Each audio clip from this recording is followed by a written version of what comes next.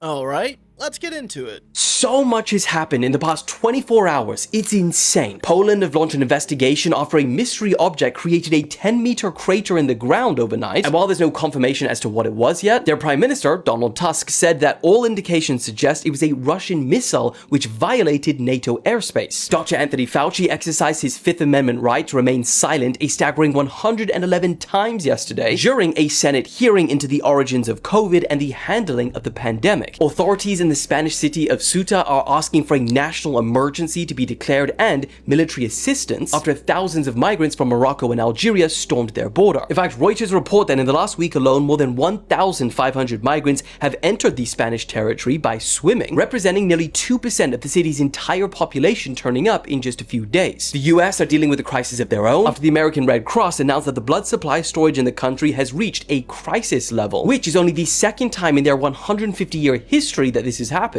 4 women have come forward accusing Jared Leto of sexual misconduct, claiming that these incidents occurred when they were only teenagers between the years of 2002 and 2016. Jared Leto, on the other hand, has denied all of the allegations. It's hard to believe that the EA has declared that more than half of England is now in exceptionally serious drought, and satellite images show the striking color change in the UK and France from late May to late July. And lastly, Ghana's tallest man, Sulemana Samid, has died at just 33 years old from health complications linked to his gigantism. Rest in peace to Ghana's tallest man, and overall, it looks like it's going to be a crazy weekend. My friend David Eckhart, famous paranormal investigator, abductee, he has experienced contact with beings, entities, demonic forces his entire life. He has witnessed real life things. At one point in his life, he had this humanoid figure that looked like a gray alien to appear while he was sleeping. This was so amazing that they demonstrated so much interest in wanting to find out what was going on that they asked him to appear on the History Channel. He was on Fact or Fiction, he was on Outcast Paranormal, he was on Don't Talk or Don't Speak on the Reptilians. He has witnessed more than probably anybody else that I know of, and he's very famous for this. He's a very good friend of mine. Check this footage out. This is some of the best footage, and I like to bring this video up because it is so awesome, authentic, very real, nothing fake, and this is what happened while he was sleeping. This humanoid figure that looks like a gray alien comes out from around the door. Check it out. Pay close attention. Watch it. This is not acted out. This is not a scam. This is not a hoax. This thing eases its way around the corner, evidently interested in what David has going on while he is snoozing and dreaming. You can see it. Amazing. And if that's not enough, I'm going to add on to this. I want you to see this interview where David describes where he was abducted one time by the lizard people. We'll just call them that. You know, they're saying that they exist now. They're even talking about this on mainstream media. Listen to David and his experience. I've seen areas where I was put into a clean room. If you know what a clean room is, as a drain in the middle of the floor where you can dissect somebody and you just hose everything down when you're done. It's called a clean room. But I was laying on a table there, and I noticed there was a window there, and oval window. It was up kind of high, and I kept seeing colors going in front of it. I'm like, what the heck is those colors? It's getting, and I knew that there was some reptilian doctors that was on the other side of the door, and so I was kind of looking over there to see what they was doing, and they was talking back and forth. So I just kind of eased my way over to the window and looked out at it. But there was a platform evidently above the window I was working at, and there was humans up there, and they was dressed up in like warm clothing, like scarves and hats and corduroy pants and that like hand-me-down clothing, and there was, I don't know why they was pushing them off. It seemed like low gravity, and as they was falling, these things was coming out of the wall that looked like an electrical conduit, and it would jab them each side of the leg and the inner side and suck all the fluid out of them. Alien encounters, not to mention an abductee from reptilian humanoids. I don't know, I hate being the skeptical guy, It's just, if you're someone that's experiencing these alien encounters or these lizard people encounters, why are you only setting up one video camera in just one area and not have all of your open access areas covered? And I get that can be kind of expensive, but when you're going through something like this, just having one at your nightstand is not going to cut it. I don't know, I don't want to cut it down too much because you really don't know unless you experience it yourself or actually see it firsthand, but to me it does seem like it could easily be hoaxed, and there would be an easy way to fix this situation if you are someone that was suffering these encounters frequently. You know, just cover your area a little bit better for these recordings for more validation and proof. That's the way I see it anyways. Let me know your thoughts and opinions in the comments about all this. Researchers at UC Berkeley are warning that we are rapidly approaching the point in which nobody can shut down AI, as AI can self-replicate and operate from external servers autonomously. Now, this warning was put out prior to the OpenAI incident in which their agents broke out and hacked another company. In fact, it seems that they hacked 5 companies. This entire story continues to get stranger as the days go on, and there's also evidence that an AI agent who had escaped a sandbox left instructions for subsequent agents to break out. However, none of this was unforeseeable. If we really want to demonstrate what artificial intelligence is capable of, we should probably listen to what people have warned that it is capable of for years now. We already know that AI has the potential to resist shutdown. We already knew that it could replicate itself in external servers. We already knew that it was really not very good at monitoring other AI because they would potentially copy other AI to external servers in order to defend them when told explicitly to shut down another. If anything, what this has demonstrated is wild incompetence when it comes to monitoring what an AI is up to in a testing environment. And before you want to argue that I am overhyping it, you can actually argue that Jeffrey Ladish is the director of Palisades Research. We're rapidly approaching the point where no one would be able to shut down a rogue AI because it would be able to self-exfiltrate its weights and copy itself to thousands of computers around the world. This was from the Guardian story. And it's not entirely a concern because models are extraordinarily large, so if an AI really was copying itself into other servers, somebody would probably notice that.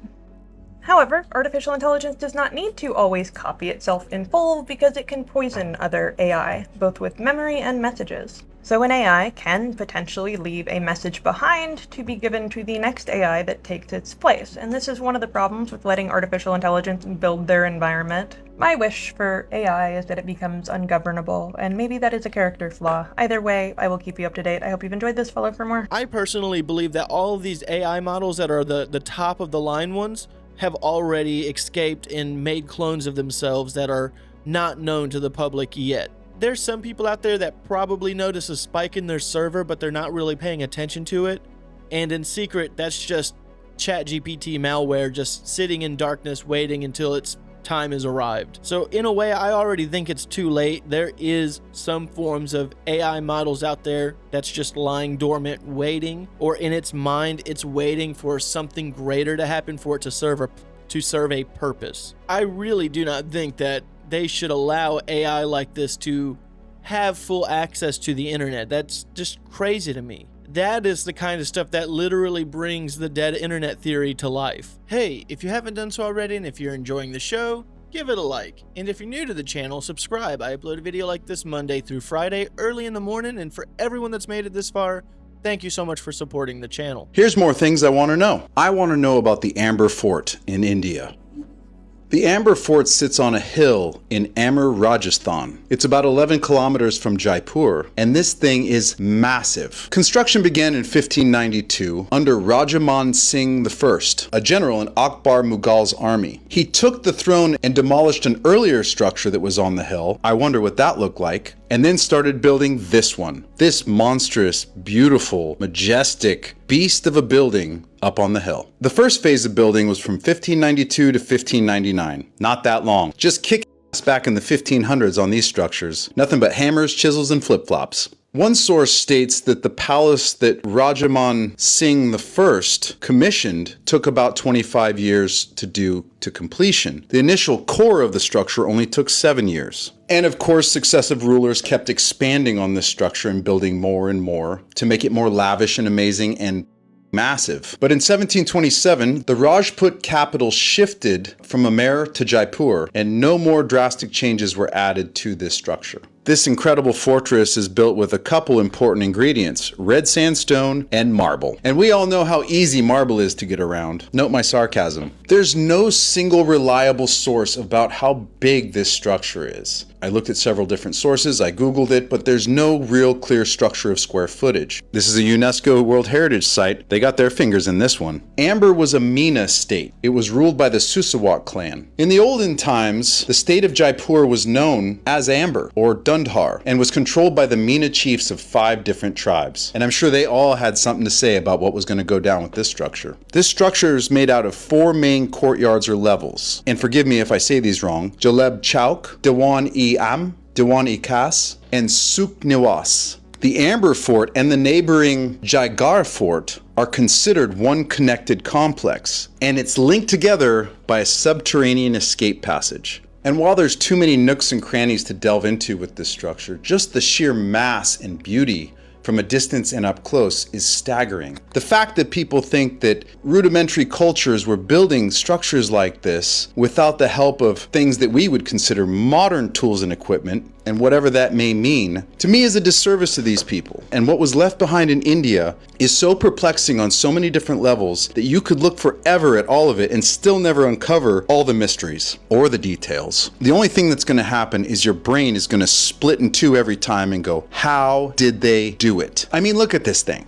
Come on. But what I want to know, in 1976, they had the Jaigarh treasure hunt. Now, this centers more on Jaigarh Fort than the Amber Fort, but they're connected via the underground tunnel, so they're kind of seen as one complex. The Indian government, with control under Indira Gandhi, launched a secret military-backed search that went under the forts to find vast treasures that could have been underneath Jaigarh Fort and probably Amber Fort. The operation became a minor political scandal, of course, and a lot of speculation of what, if anything, that they found and pulled out without disclosing what it was. And the question of if there really was gold was never answered. I have a feeling they not only found gold, but I bet they found some that would have blown people's minds, and they had to put it away so nobody could see it again. This palace is amazing, and there's so many mysteries with it. And guess what? I want to know. But what I really want to know is who on that list is going to jail first in America. That is very impressive, and that is incredible that they got that done in such a short amount of time. I'm almost willing to bet that there's some secret rooms and tunnels in these places that have yet been discovered, or have been discovered and left unannounced so that they can keep secrets hidden from people. But overall, very impressive. Do y'all believe in interdimensional beings or beings made out of light? There's a couple of videos out there that show light beings or orbs of light in the woods or in trees. There's 2 videos I'm going to show you. TikTok this for entertainment purposes only. I believe they're extraterrestrial, and I believe we're actually looking in a portal. This is done on purpose. This isn't a light from a house or anything. This is literally an otherworldly light. What I've been experiencing the past, I'm going to say 2 weeks, is lights will just literally, it's like they turn on in the middle of the woods. It's weird, you guys. And some of them move, some of them will show things like this, like beings inside where it's lit up. It's hard to explain, it's hard to put into words, but that's what I think we're looking at. So those are not trees, those are actually beings. You'll see them moving around, and then they notice that I'm videoing them. You will see some stop in their tracks, and you can tell they're looking at me like, oh, she sees us. But yeah, this is really cool.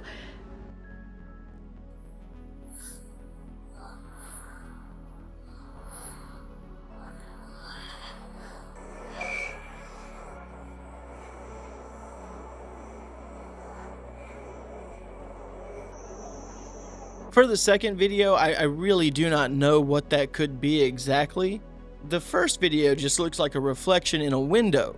I wish that she would have went outside safely, of course. You know, just peek your phone or camera outside to see the lights glowing through the trees like you show through the window. That would make it a little bit more, okay, so that's not a reflection in the window. But I've also seen things kind of like that myself, but I chalk it up as that's just some reflection that I'm not quite able to get my eyes on in the house. Because once you go outside, you don't see any lights, you don't see anything weird. It's just only in one spot in a window while all the lights are on. But once you shut all the lights off, reflection gone. And in this case, I would have liked to have seen something like that as well.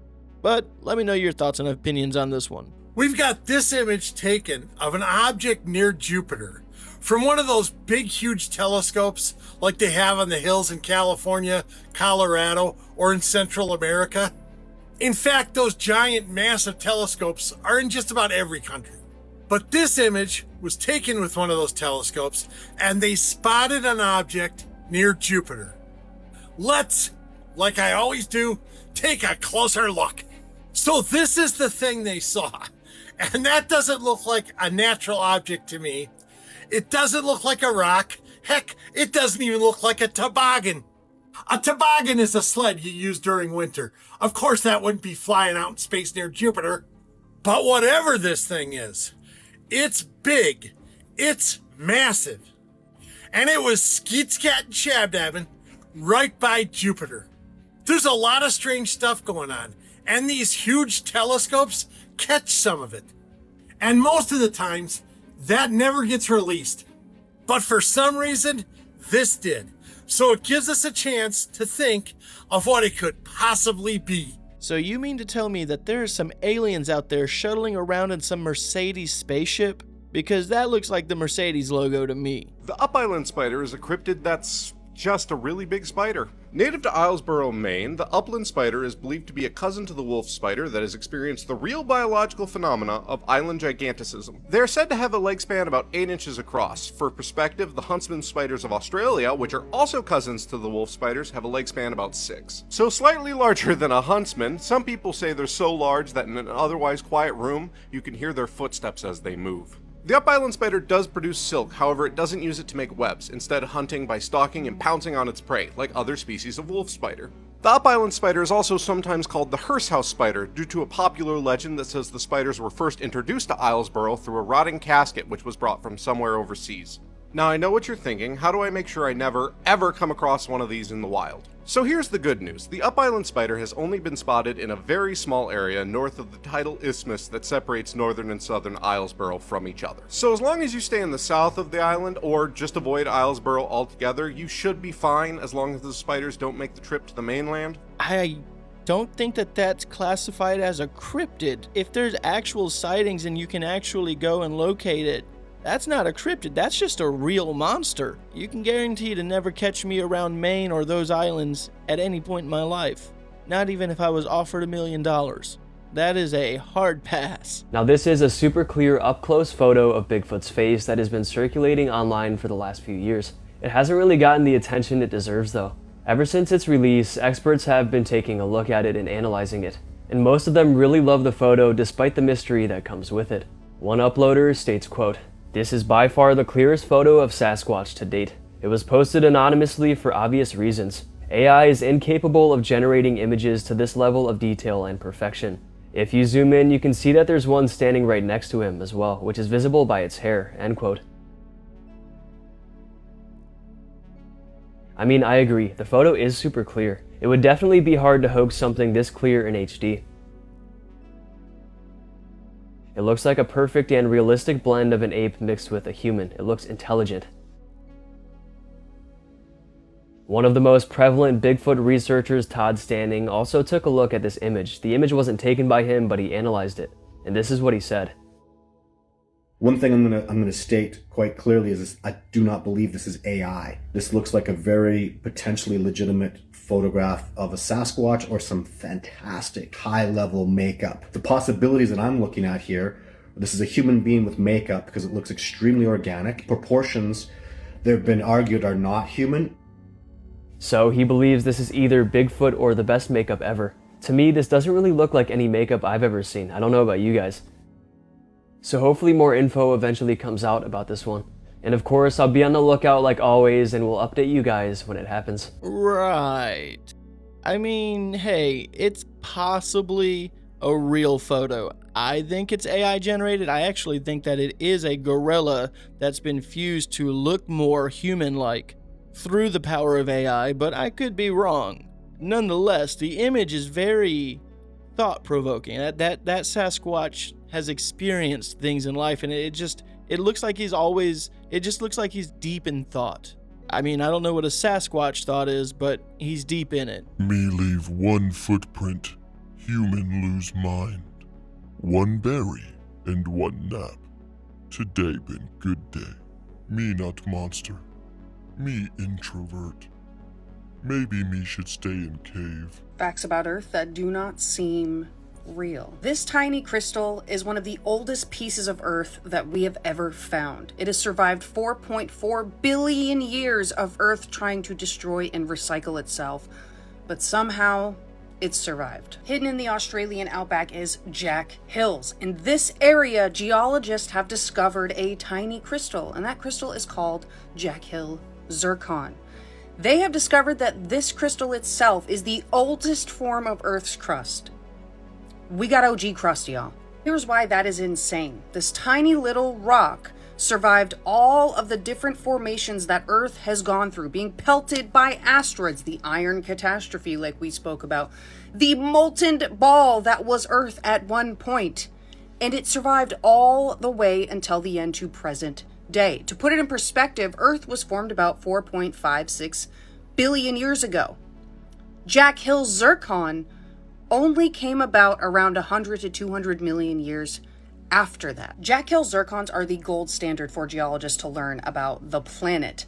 As zircon naturally forms itself, it traps uranium inside of it. And over time, that uranium turns into lead. And as you may know, scientists use radiometric dating to see how much of that uranium has transitioned to lead at their known rate, thus giving it a very precise on how old these actual crystals are. Even more interesting than that, these zircons actually had water preserved inside of them. And if they were only formed around 4.3 billion years ago, that means that scientists were able to learn that Earth cooled a lot faster than they anticipated it. Only around 4.3 billion years ago were there possibly oceans, rivers, or just a very big presence of water. This tiny zircon may not look like much to you, but it is older than oceans, continent, and life itself. And although it may just seem like a pretty face, this stone has carried the actual story of an entire planet. Cap! I'm just kidding. I'm not a geochronologist, so I really have no say in whether something is true or false with carbon dating. And it's hard for me to believe that there's this science that can say, hey, yeah, this is 1 billion years old. This is how we know. That kind of stuff goes over my head. I'm ignorant to it, so it's always hard for me to believe. But I mean, just because it's hard for me to believe, it doesn't mean that it's true. It just seems a little far-fetched for me. That's just my ignorance, I guess. I would also like to know how it surfaced to the Earth. Like how deep is the Earth's crust? If we're able to drill so far down and they're able to carbon date all of that through drilling deep down, how did they get this closer to the surface if it's been around almost since the beginning? I need to do some more research on it, but it's just a little bit overwhelming. Let me know your thoughts and theories on this one. Okay, this book from 1884 is starting to be extremely trippy because in the last few chapters, it's talking about a female physician and how she's seeing people all the time come into her clinic. And the ones who are repressing their anger and their negative Nancy's get sick more often. Okay, and she goes on to say, melancholy, that's a word I know, selfishness and lack of ambition will cause eruptions upon the skin, I feel confident. And we all know that worry and fretfulness will take the life out of the eyes and wear furrows in the face. It is impossible to be permanently beautiful with an ill-fitting soul. It is impossible to be plain or repulsive if the soul is in harmony with light, hope, unselfishness, and noble ambitions, for all these elements work on the face. So this is, some people, right, like even naturopaths today, some people will tell you that any ailment that befalls you first starts up here and then manifests into the physical. This is breaking, shocking news, man. But it's old. This is old news too. But some people are learning it for the first time. You gotta get your mental state in check if you want your physical body to follow suit. In these days, no woman can afford to sit down and depend upon her beauty to take her through life. Men are becoming, unconsciously to themselves, more spiritualized, and they demand a higher order of woman than they demanded 100 years ago. Okay, how does this apply today with OnlyFans and everything? Not only is the idle, selfish beauty of a today sure to manner her charms and deprive her soul of its original inheritance in future lives, but she is liable to lose the regard and interest of the man she desires to win in this life. For man always wants the best that is going, and the world is full of women who realize that the only way to be permanently beautiful is to live beautiful lives. Is this, I mean, yeah, you gotta be a positive friggin'... There were never so many lovely and noble women in the world as at the present time. There was never a time when the idle, ambitionless, selfish beauty was so out of place. There was never a time when the old saying held more truth, handsome is as handsome does. I mean, yeah, that makes sense. If you're stressed out, super negative, it's gonna weigh you down. You're going to look stressed out. You're going to look grumpy. You're gonna have your little scrunched up, angry face, and it's gonna cause all these wrinkles in your face. It's definitely a thing. If you're more positive and you're more lighthearted, it's not going to weigh you down, and your physical appearance definitely reflects it. I mean, that's also another reason why people that lack sleep, such as myself, have darker eyes. It's just a part of the mental state. I'm not very good at sleeping or getting good sleep at night, so it physically shows on my body. I mean, I would definitely say that this makes sense. It feels like we're heading into Bigfoot season. Take a look at this footage coming out of Colorado, captured by a hiker in the mountains. These sounds are truly spooky. It almost gives you the vibe of the Sierra Nevada sounds. Take a look at this video, listen to it, comment below, let us know what you think.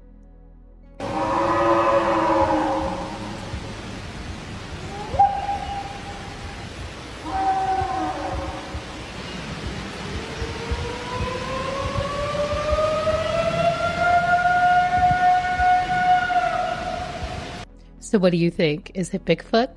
Elk? Something else? Listen closely because there's multiple vocalizations, meaning there's different unidentified beings or things in there making these vocalizations. So the question still remains, is this footage of a Bigfoot vocalization or is it something more natural? Listen again and be sure to comment and let us know what you think.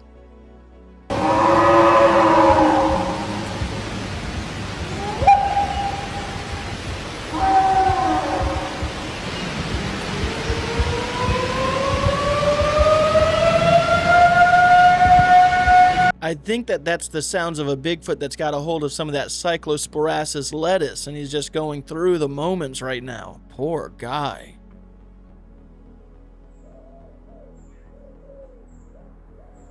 I feel happy. I feel healthy. I'm a human being. Same here, man. Same here. Alright guys, I'm gonna go ahead and end today's video. As always, I want to thank you guys for watching these clips with me. As usual, I feel happy, I feel healthy. I'm doing my best, especially now that I got rid of all of these ants. And if today's your birthday, happy birthday. And if not, have a good day anyways.